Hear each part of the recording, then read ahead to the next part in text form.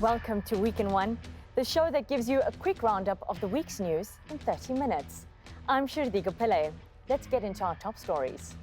The Ukrainian woman that was recently kidnapped in Cape Town has been reunited with her family. The Transnet strike takes its toll on the economy.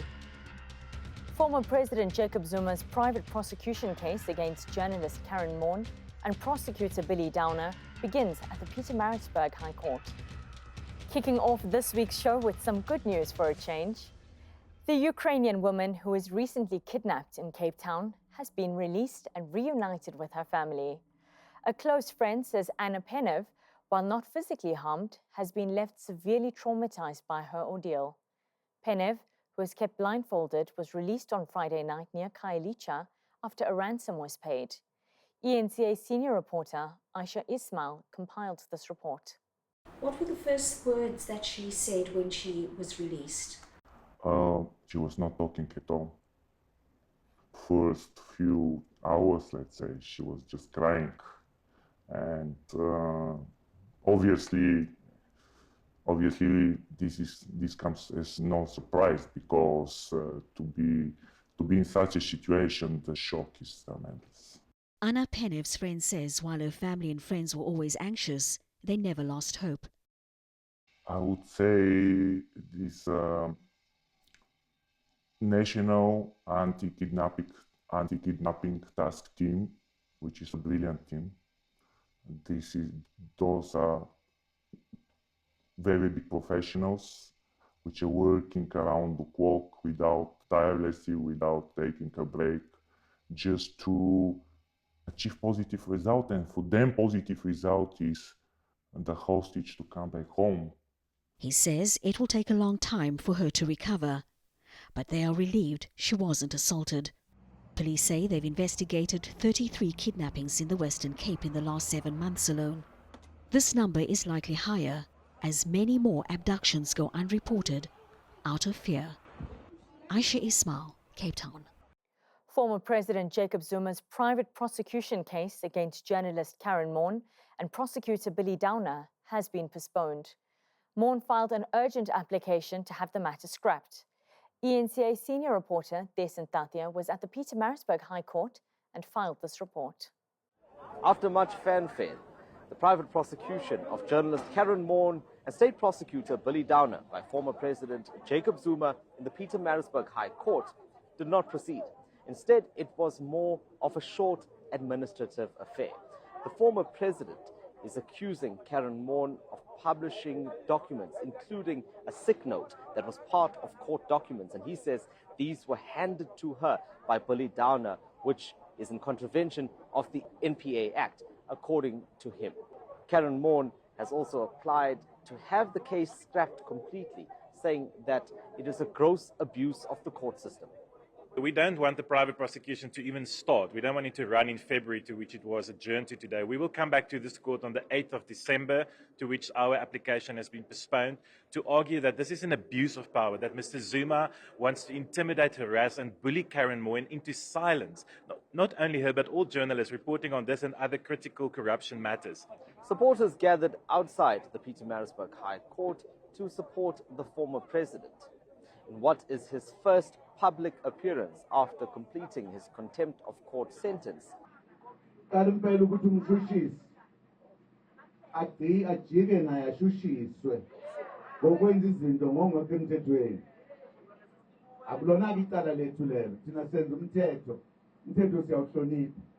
Mourne's and Downer's applications to have the case scrapped will be heard on the 8th and 9th December.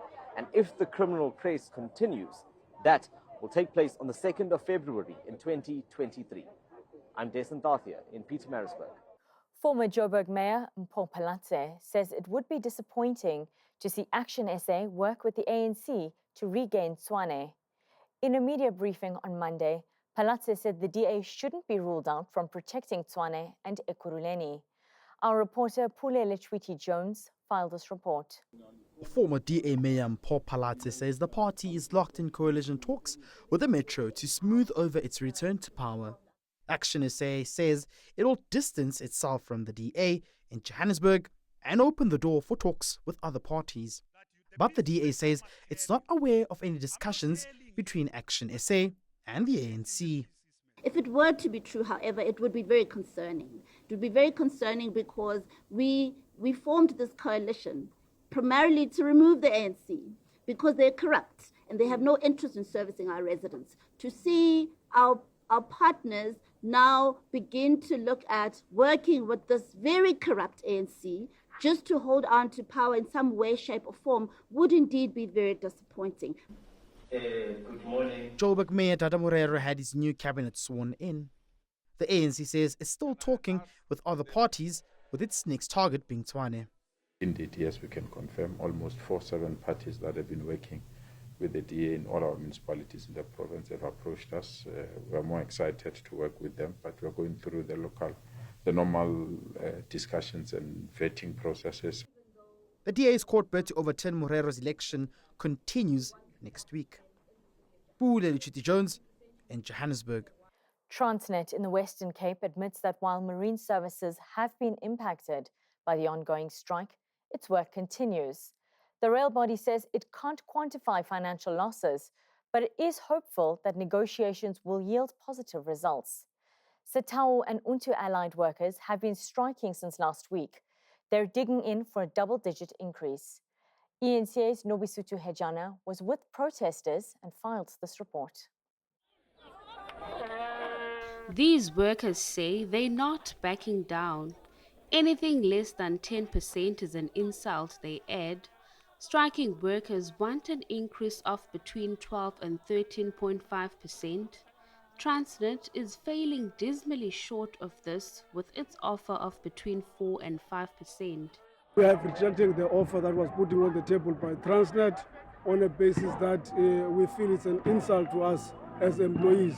Looking at the economic condition within the country, where fuel hikes, food prices and so forth that are so high. So the members are saying that they cannot afford to have 3%. Until the company doesn't come with an increase above CPI, we will be on strike. Transnet says the strike has severely impacted some services. On the south side, the port of Mossel Bay, attendance has been up to 98%. So employees were reporting for duty as rostered. When it comes to the port of Saldanha, to some extent, when the strike started, we were impacted a little bit, but we were able to range between 60 to 75% in terms of attendance. Similarly to Cape Town, we have been managing in terms of the operations because what is key, we just needed to have the marine services be manned to make sure that the vessels are docking and also they are sailing. The City of Cape Town's Economic Opportunities portfolio says the strike is a massive blow to the local economy. Estimates suggest that the strike could further cost the economy between 6 billion rand and 8 billion rand each day. The City of Cape Town government has been in constant communication with the port management, with at least 10 vessels expected to arrive at the port of Cape Town in the next 7 days. Transnet is now pinning its hopes on a resolution this week to ensure smooth production. Nobisutu Hejana, Cape Town. We'll be back after a short break. Coming up, we look at some of the big interviews done this week by our anchors on eNCA.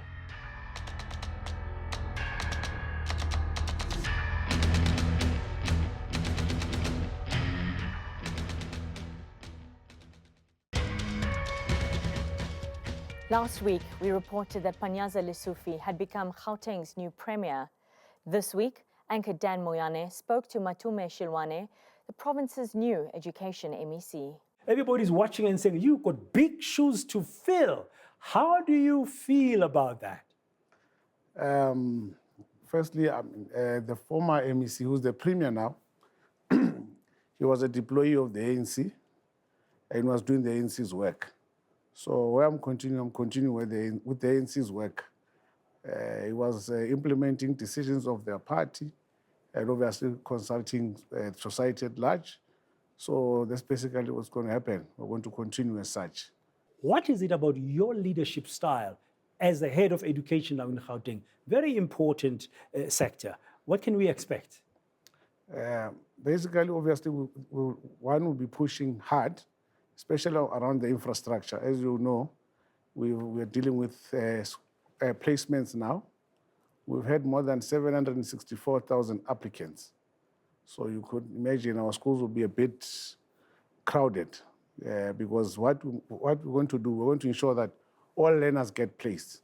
So what we request from parents is to understand that maybe we might not put their learners at schools that they would have preferred. But what they should know, that their child will be in class, they'll have an educator in front of them, and they'll be in a space of learning. If it's not rolling blackouts, it's cable theft and vandalism that Joburg residents have to put up with. Authorities say they're working around the clock to get a handle on the problem. Tshwane spoke to City Power's Sergeant Taylor. How big of a problem is this? The problem is very huge. If you look at statistics, as an example, the whole of last year, took the financial year, we had 1,899 incidents. Well, that was 2021. And last year, we've seen an increase of around about 15% of those incidents. They went up to 2,176. So on average, on a daily basis, we are looking at around about 9 to 10 incidents. Have you found that, the criminals, the perpetrators become more and more sophisticated each time you think that you found a strategy to resolve the problem? When the blanket of nightness come in, load shedding, then that's when the criminals have got the field work. And they can just go from one point to the other.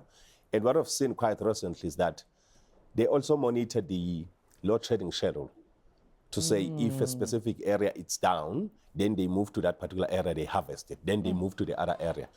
But we're of the view that I think there is some other insider threats, if I were to call it like What kind of insider threat? Insider threat, well, it could potentially be people who are quite very familiar with our network. They know how our network operates. We've looked at the modus operandi, and you move from one mini substation to the other. You start to realize to say, look, the person who have vandalized this mini substation yesterday is the same person who vandalized it today. eNCA's Tshwane and Gareth Edwards have been in conversation with DA Federal Chairperson Helen Zille, discussing various issues facing South Africans. Yesterday we had our viewer question on this ministerial handbook. I just want to get your thoughts on this, because then we've seen the statement which says, to my mind, really nothing else. We're still paying, or taxpayers are paying for ministers' power and water. Well, it is a complete outrage that in South Africa, where people live every day without power, and in Johannesburg without water, ministers are shielded from the experience of the people they're supposed to represent. They wouldn't know what load shedding is because load shedding avoids the areas where ministers are, and they always have generators or whatever else they do. And then, to add insult to injury, to have the taxpayers pay their electricity costs and pay their water costs is, as I said, insult to injury. That is where that saying comes from. If the DA could have it its way, if they were in power, how would they handle such perks by ministers? Well, what we did when I came in as Premier of the Western Cape is we really pared down the Ministerial handbook. On cars, on blue lights, on you name it. We pared it right down. And I thought that that was the right thing to do. I never had a luxury car. What I drove around in was something from the government fleet. It was an old Kombi, because a Kombi was good so that when I had to go around to meetings with various people who had to accompany me, like different MECs or different experts or officials to answer questions on the goings-on that people were interested in, we could all go in one car, one Kombi, and not put 5 cars on the road, that sort of thing. And that's what you do. You literally are a servant of the people. In Power to Truth this week, Professor JJ Tabane shone a light on the risks and dangers facing sex workers. He spoke to a sex worker about what she believes can be done to change this. How did you get to be a sex worker, and why would you agree with what is being said about decriminalizing sex work? If the president can decriminalize the sex worker, I think, and I know, that the killing of sex worker is going to be low in South Africa. Because people that are doing this because they know that there's nothing, there's nowhere where we can go and report. We used to go and report at a police station. And then they arrest you when you report. Yeah, exactly, especially cases like rape. They will tell you, how can you tell us that you've been raped while you are selling sex? You deserve to be raped. And they don't open the case, the case for you. So I think the decriminalization, the crime in South Africa is going to be low. Am I right to say the majority of sex workers, it is not their intended choice of career? For me, it's my choice. Because I've been looking for a job, there's no job anywhere. So as an adult, I chose to be a sex worker because I don't do it just for free. I'll do it for money. And I make sure that this money for sex work, I feed my family. I make sure that my family have a roof, they've got food in their table. Stay tuned to Week in One.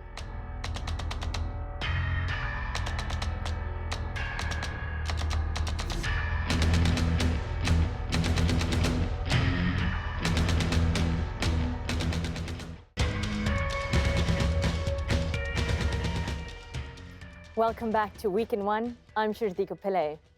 This week's Power to Truth looked into the sex work industry because of a disturbing story. 6 bodies in various stages of decomposition were found in a building in the Johannesburg CBD. A 20-year-old man has been arrested and appeared in court ahead of an identity parade. eNCA's senior journalist, Aviwe Mtila, was in court and filed this report. Sex workers and gender activists turned out to show their support at the Johannesburg Magistrates Court. They're furious over the horrific discovery of 6 dead bodies believed to be sex workers in various stages of decomposition on Sunday. A 20-year-old man has been arrested, but the saga is far from over. We are suspecting because based on what we heard yesterday, it's more than 13 women that are missing. So out of 13, only 6 is being identified. The suspected perpetrator has made his first court appearance. It was in court that the National Prosecuting Authority revealed it's only bringing 1 charge of murder and not 6. We can also confirm, as the NPA, the prosecutor has mentioned in court, that currently the accused before court is linked through CCTV footage as well as a statement of an eyewitness. Hence, we are able to then go ahead and prefer the charge of premeditated murder against the accused. It was agreed his identity wouldn't be revealed yet. If this matter is going to undergo an identity parade, that those proceedings proceedings are unfolding or leading to that are protected. The accused, who turned 20 a month ago, has no prior convictions. The minimum prescribed prison sentence for a Schedule 6 murder charge is life imprisonment. He's back in court next week. Aviwe Mtila, Johannesburg. Staying with the courts, the other major shocker has been the urgent bail application by accused number 2 in the Senzo Meyiwa murder trial. Mongani Ntanzi's lawyer believes exceptional circumstances exist for him to be released. The 32-year-old maintains he's being framed for the soccer star's 2014 murder. eNCA's Slindelo Masikane was in court. Bongani Ntanzi has spent the past 2 years behind bars. He's now applying for bail and believes exceptional circumstances exist for his release. The state will know where to find the applicant. As the witness testified that the applicant is from Nongoma and the directions were given. Furthermore, when the applicant was arrested, he was arrested at a place of employment. He was employed by that time. The 32-year-old maintains he's being framed for Meyiwa's death. Ntanzi has alleged that police tortured him to get a confession and for him to implicate his co-accused. But the state says Ntanzi may evade trial if released. When the applicant was interviewed, he mentioned that he was at work when the incident occurred on the 26th of October 2014, and the statement of his supervisor at Sibanye Stillwater Mines, Mr. Hendrik Louis Mulder, was obtained And Mr. Mulder refuted that the applicant was at work on the 26th of October 2014 when the incident occurred. And the question, my lord, would be, why would he want to create the impression that he was at work when the deceased was killed on the 26th of October 2014 at Force Loaders? We submit, my lord, that that is a pointer of his guilt. Ntanzi's brother, who testified on his behalf, says they're hopeful Ntanzi's application will be granted. Judgment has been reserved. Meanwhile, the trial itself is expected to resume in November, with Tumelo Madlala back in the witness box for cross-examination. Slinda Lomasigan, Pretoria. Operation Dudula is back, and this time they've set their sights on the education sector. The group was back on the streets across 4 provinces to demand that South Africans be prioritized for jobs ahead of foreign nationals. Slindelo Masikane compiled this report. Go back home, give us a space. We are tired. Zimbabwe, run! Zimbabwe, run! Run, Nigeria, run! Run, Mozambique, run! Operation Dudula is not backing down. They're adamant that South Africans must be first in line when it comes to employment and business opportunities.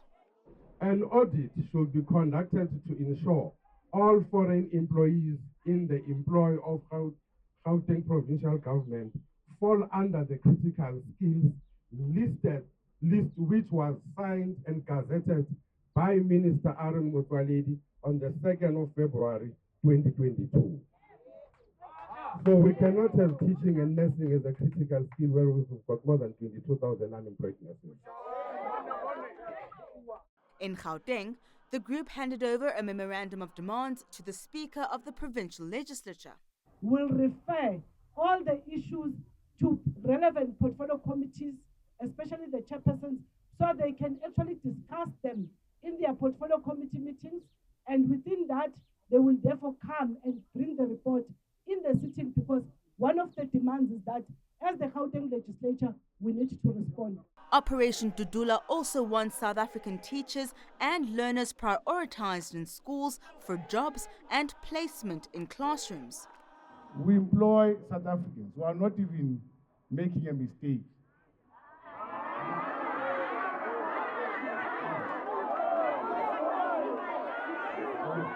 What I will guarantee you and assure you, that what you have given to us, we will address it.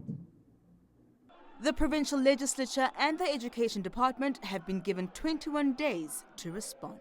Slinda Lomasigan, Johannesburg. Agri SA's 2-day annual congress started on Thursday in Pretoria. This year's theme is Growing Local, and discussions focused on the growing challenges facing the agricultural sector in South Africa.